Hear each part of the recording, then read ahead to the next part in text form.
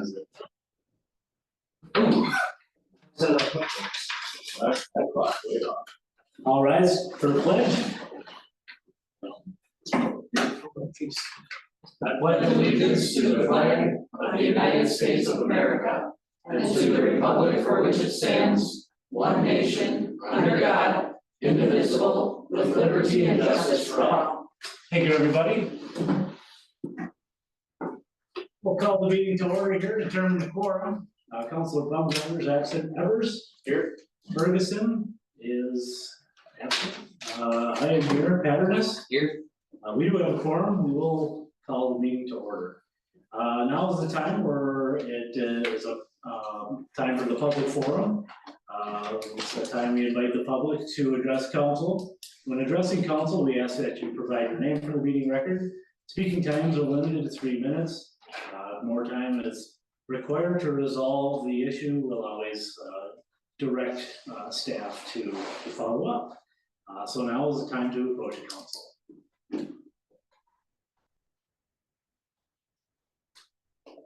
Good afternoon. This one will be short and sweet. For those of you that don't know me, I'm Todd Howard.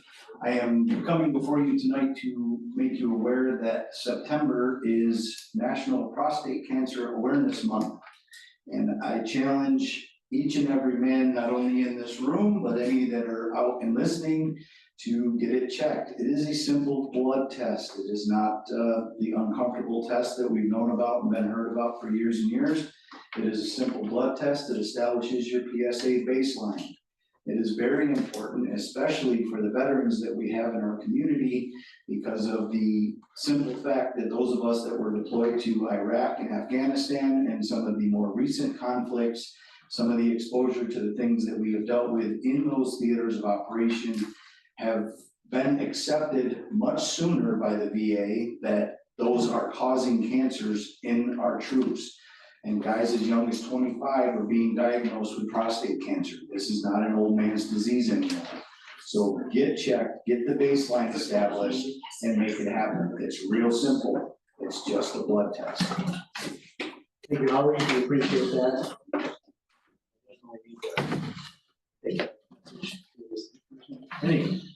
Anyone else wish to address the council? All right, we will now end the public forum and move on with the regular meeting. First piece of business here, we have the setting of the agenda. We've had the agenda here for a few days.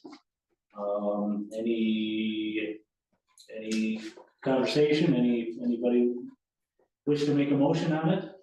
So move. Second the agenda. All right, we have a motion made by Evers and seconded by Patterness to approve the agenda. Any further discussion? Hearing none, all in favor say aye. Aye. All opposed, same sign. Agenda has been approved as written. Second order of business here is the consent agenda. It includes the work session meeting minutes of August 22, the regular meeting minutes of September 3, work session minutes of September 10. There's a resolution for a step movement for Officer Lund. There is a resolution acknowledging off-site gambling premises permit requested by the Levy Ambulance Service, and then there's a confirmation of a mayoral appointment of Steve Allman to the Convention and Tourism Bureau. Depew project change order number 2, Depew project application for payment number 13, and August disbursements. Call for a motion to approve tonight's consent agenda. So moved. Second. Motion's been made by Patterness, seconded by Evers to approve the consent agenda. Any further discussion? Hearing none, all in favor say aye. Aye. All opposed? Consent agenda carries as written. Moving down to discussion items, today we have Kendra with us to talk about an update on Trail Phase 2. It looks like we have some bids to discuss. Yeah, good evening.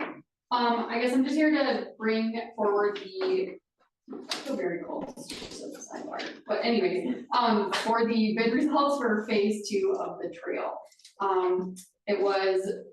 The bid quotes were opened at the end of August, and then now we're just presenting them. It looks like the apparent low bidder is R&R Excavating out of Hutchinson. They had a low bid of $374,349. And it came in about 25% below what our engineer's estimate was. The engineer's estimate was $504,217. Our excavating has done work with trail projects in MnDOT over the last decade plus years, so they have experience working with MnDOT and the federal funding that we have.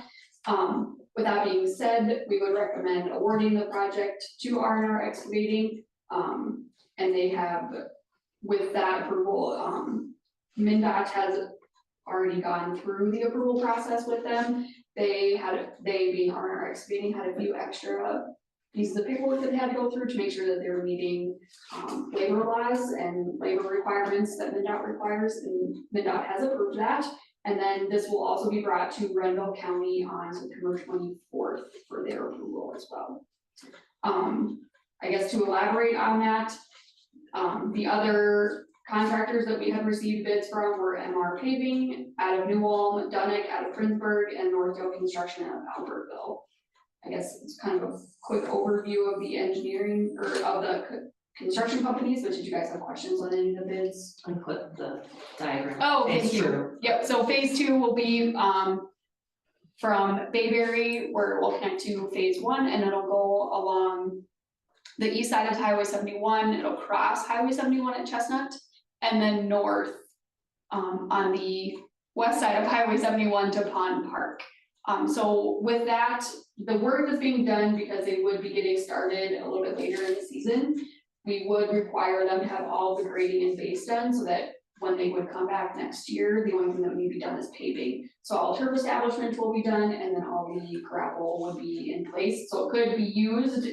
Good. If somebody wanted to, granted when snow flies, I doubt the city will be clearing that, just because you don't wanna mess with the gravel that's already there. But up until that point, or if it's safe to do so, I mean, it could be used. Once they're done with that construction, and then like I said, when they come back next spring, then they would just have paving to do. And if there's any minor touch-ups on gravel as needed, and then again, turf restoration if they needed to do that as well. Questions on it? Obviously, you guys are comfortable with R&R, and you mentioned that staff was comfortable as well? Yeah, we've had previous experiences, like predate, Yes. that were a little rocky, but it sounds that with the trail project, they're all very comfortable with that recommendation.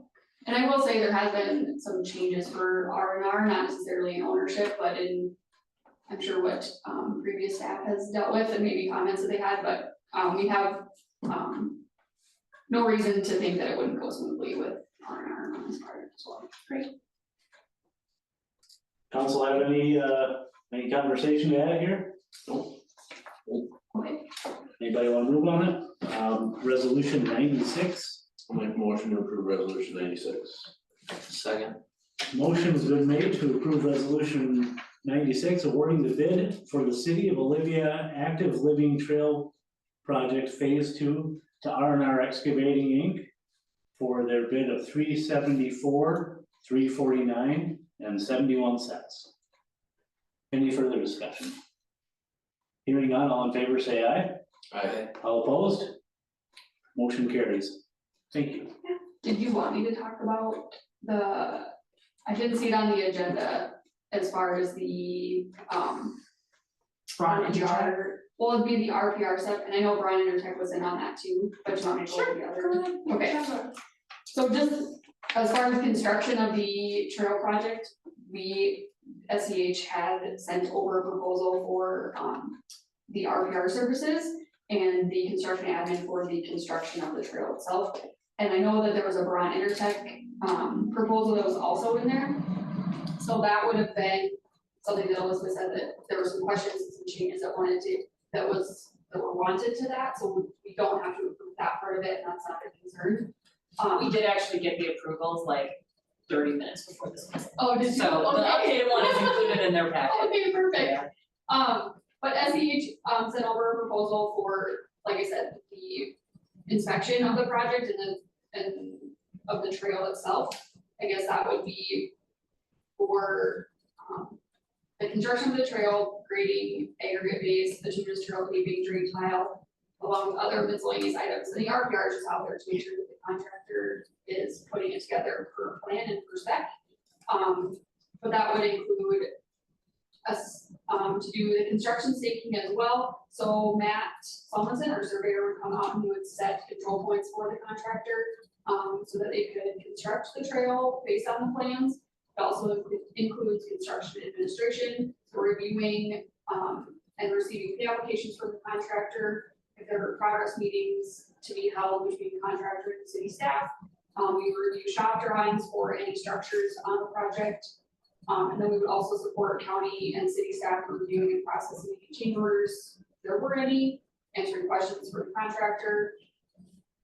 And then we would also prepare a set of record drawings for the project. It's a trail, so not a huge amount, but it would be mainly for the storage structures and the storm system that we would have in place. As a resident project representative, the RPR or inspector that would be on the project, they would be observing the quantity and quality of the work by the contractor according to the plans and contract documents, so the plans and specs of the whole project. Like I said, there's out there to make sure that everything is being built according to that. It would also work with Brown Intertech as far as determining when testing would be needed and the material that is to be tested. And they coordinate all of that as far as when Brown would need to come out to do it, and then what the results of that testing is as well. They would maintain the daily log of work completed on the project along with tabulation of project quantities. So that would be how much, if anything, were to be removed, how much gravel they put down, bituminous, concrete, things of that nature. They would also attend progress meetings or other on-site construction meetings as needed. They'd be available on-site to answer questions from residents as well. And then they would also be preparing individual record accounts for reporting to state aid, because again, this is a federal project, so there's a little more paperwork that goes along with it, that would get sent in as well. Any questions on it? Otherwise, like I said, the project itself will go to the county board on September 24th, and then assuming that they award the project or make their motion to approve it, then everything would go through with the construction or with the contractor. And we would tentatively hold a pre-construction conference on October 8th, where we would get together with city staff and the contractor and engineers, myself and or Justin, and then the inspector that would be on the project. And just kind of go over the plan for the season and the next year. And then assuming work could start on October 14th, and they have 32 working days for the total completion of the project, so that'd be this year and next year. So in totality, not a lot of working days. That's why we don't feel that it would be unrealistic for them to be able to finish the grading and the turf restoration this year. But as far as the fee for the proposed inspector and construction admin, we have construction staking, construction administration, and then the RPR, again, to be out inspecting on the project would be $44,200. And then it also shows a Brown Intertech proposal. If there were changes to that, I'm not sure. Not the price, Okay, just the legal, the contract verbiage, portion. got it. So we have a proposal for testing of $11,774. So total construction administration would be $55,974. And then just as a note on there, it says the city will contract directly with Brown Intertech. So we have kind of been that middle person as far as acquiring a proposal with them, but the city and Brown Intertech have their own contract. Sounds like there would be for some adjustments made to that. These are acceptable to you. We would just ask that it be approved and you would get a signed copy. But again, I didn't know if you wanted to do that portion of it at this meeting or We just can't, wait it all was, at the next it was all one. updated, there was kind of Okay. up in the air if we would get the changes by the requested meeting, Sure. but we were able to include them in the packet. If We can put it on the consent agenda for. we can, we No, can put it on the okay. consent agenda next for the October 7th meeting. So I guess we have questions on the contract with SEH for the construction administration part of the project or Brown Intertech. I'll try to answer the ones for Brown depending on how technical they are, but. Very good, thank you. Otherwise, Thanks, any Clint. questions? Okay. Okay. Thank you. Okay, in front of us, we have the EDA HRA tax levy to consider.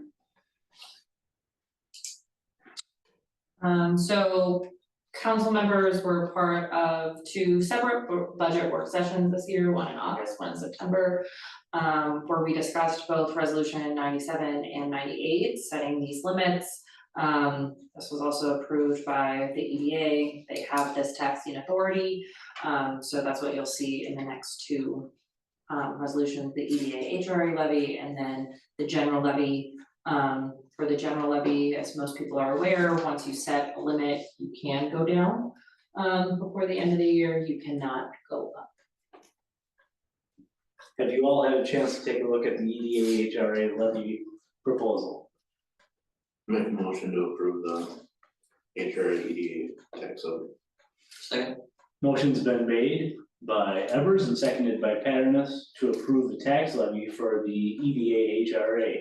Any further discussion from council? Hearing none, all in favor say aye. Aye. All opposed, same sign. Tax levy for the EDA is carried as proposed. Okay, we've met a couple times regarding our preliminary tax levy. And we settled on a number last week. The proposed tax levy for 2025, the number there is 1.881962 American dollars. Is the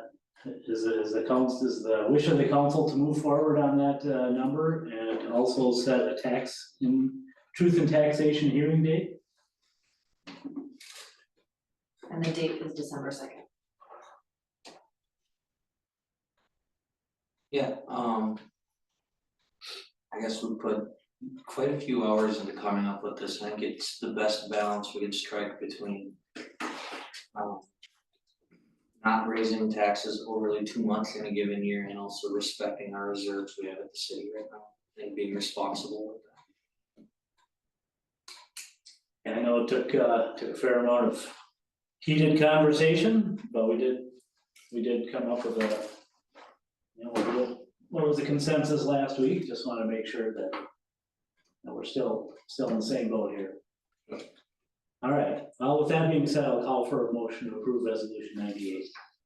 So Second. Motion's been made by Paternoss, seconded by Evers to approve the preliminary tax levy at $1.881,962 million. And set the truth and taxation date for December 2nd. Second, yes, please. B? Yeah, Yes. okay, great. Thank you. All in favor say aye. Aye. All opposed, same sign. Motion carries. Okay, moving down to the staff reports. Does the staff have anything to report? So a couple of different things, included in the packet that's on our website and distributed. SEH provided some memos regarding the reverse osmosis at the water treatment plant, talking about the ozone cost analysis as well as RO corrosiveness, and this is in response to council questions from when Justin was here, talking about the project, so those have been included in your packet. The other things that I'm happy to mention is we are moving forward with our next outdoor movie night on October 12th.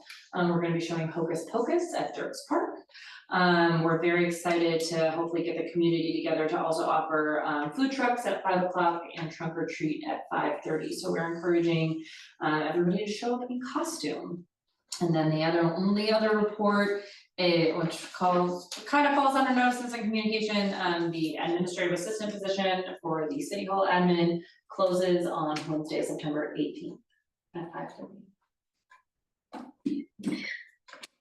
Thank you. Any other reports from staff?